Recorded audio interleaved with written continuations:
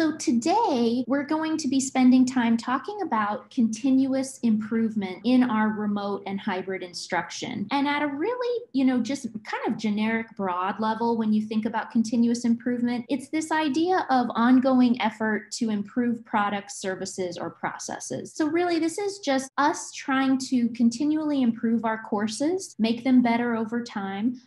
I made up this little quote, like a fine wine, remote courses get better with time. I think that captures the essence that we just want to have our courses keep getting better over time. Probably many of you, after every time you teach a course, you try to think about how could you make it better for the next time. But just remote and hybrid instruction adds this extra layer of also needing to make sure that the technology and materials that you're using continue to get better with time as well. The Carnegie Foundation is just a really wonderful resource for all kinds of resources and tools around continuous improvement, improvement science, quality improvement, all these different terms that have slightly nuanced meaning, but that still get at the heart of how can we learn from what we're currently doing and improve for the future. I really recommend, as you have time and interest, to go explore their site. They have several books that have just come out in the last few years. There's also a few keynote presentations on their website. Again, if you just want to learn more, or perhaps you'd want to share this at a faculty meeting if it's something that all of the faculty need to be engaging in. Really, when we think about continuous improvement, I think about it as an investment. It's an investment that will benefit your students, your programs, and yourself. I think a big part of what we're going to talk about today is we want programs to be high quality for our students, but there's also things that you can do as part of the continuous improvement process to make your job as a faculty member more streamlined, less stressful.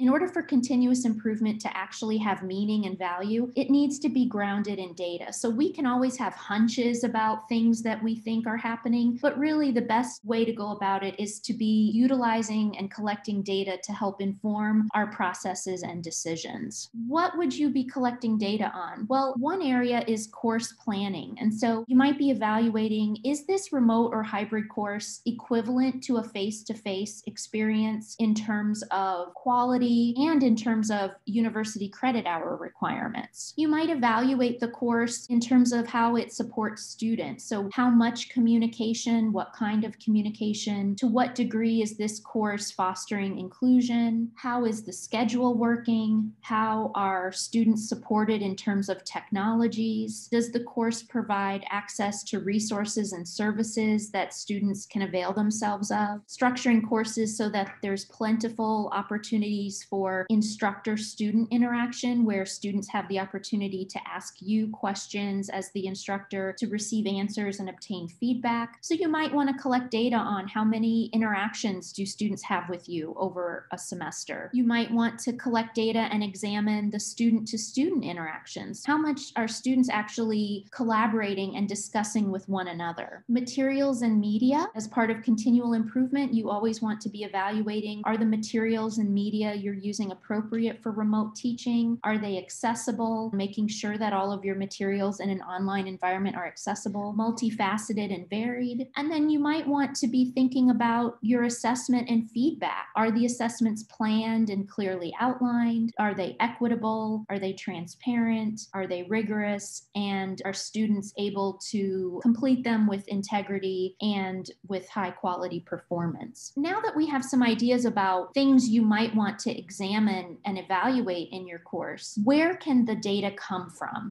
Data can come from obviously lots of places. Some data can come right from the LMS, the learning management system like Canvas. Students can provide us with data. You, the instructor, can actually create your own data and collect it. And then you might consider data coming from colleagues or peers or external help. So I'm going to go through each of these four and just give some examples. LMS data, so the back-end data that these learning management systems collect can be very helpful. You can look at things like how long students are spending on particular course components. You could look to see whether some pages are getting a lot of clicks or page views versus some aren't getting any. You might see that some parts of your course students are really gravitating towards and clicking on a lot, and others not so much. And of course, the LMS will provide you with student grades and even item analyses. So if you have an online quiz or exam, you could run an item analysis to see which questions are students missing the most. that could help you understand. Maybe you think I didn't teach that as well as I would have liked, or we didn't review it as much. All of these data can come from your LMS. Probably one of the biggest areas of data that we would rely on are data coming right from our students. These can be things like even questions posed. You can figure out everybody's asking the same question about this assignment. Maybe it's not as clear as it could be, so I'm going to make a note to reword those instructions for the future. Certainly their performance on course assignments or assessments. If everybody bombs this one quiz, then you might want to look to see, was there something that you could have done or emphasized more? Even if students do well on a particular assignment, maybe they all still had a certain area that it's clear they didn't quite master yet. And so you might want to think about, I'm going to change that for the future. And then, there's always the formal course evaluations that most universities still use. Some of these actually go into your tenure and promotion materials. These are those typical end of semester where you're not allowed to be in the classroom. It's anonymous and they fill out things about the course. Now, certainly that can give you a lot of summative evaluation about the course at the very end and what students thought. Most of those data mean you can't make changes until the next time you teach it. So that's why I kind of like relying on this informal feedback, because it will give you data that you can use to make changes in the current semester that might benefit students. For example, there's lots of ways to collect this informal feedback. You could have an ungraded quiz in your LMS. You could have a Google form that students fill out. You could develop a quick Qualtrics survey. And,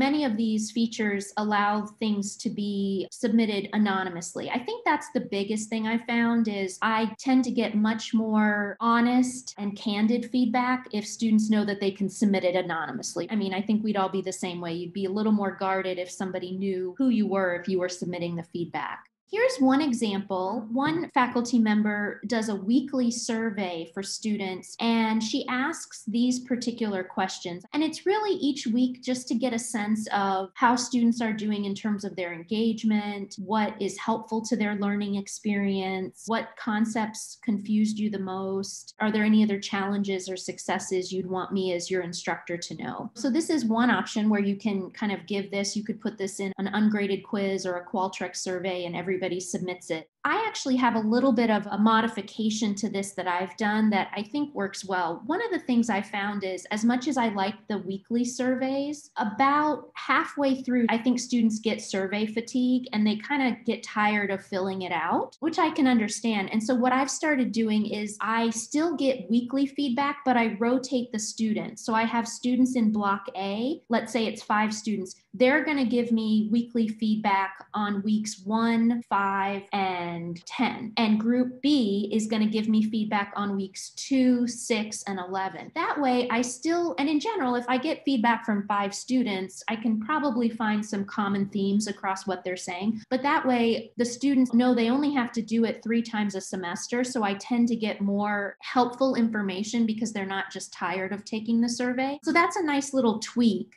Another thing I've done that I've actually found very helpful both in face-to-face classes and remote classes. So I do an early semester check-in. So I do this about a third of the way into the class. I don't wait until halfway through the semester. And always I ask these 2 things. What are 2 things that are going well in the course? What are 2 suggestions for improvement? Notice I don't put what are 2 things that are going poorly, because then all they do is gripe. What I want are actual suggestions for improvement. And it's very quick. I do it anonymously so they can fill it out. If it's just 2 things, it's usually the 2 most pertinent, most pressing things, as opposed to like a litany of things that, kind of get down into the weeds and the details. The other nice thing about doing it a little bit earlier in the semester is it gives me time to change things that I can change before we're already like into the second part of the class. You can also do synchronous or asynchronous discussion forums. Piazza allows you to actually do it with anonymous posting, and you can even set up quick polls within your LMS or Zoom. Like you could do a quick poll on how much they agree or disagree that this reading was helpful or whatever data you want to collect. I have 2 different websites that you can go to for resources. This one is actually from my own institution, the Madison Teaching and Learning Excellence Platform. If you click on this link, it will go through and give you some tips for doing these mid-semester check-ins, and also gives you a list of various questions you might want to ask.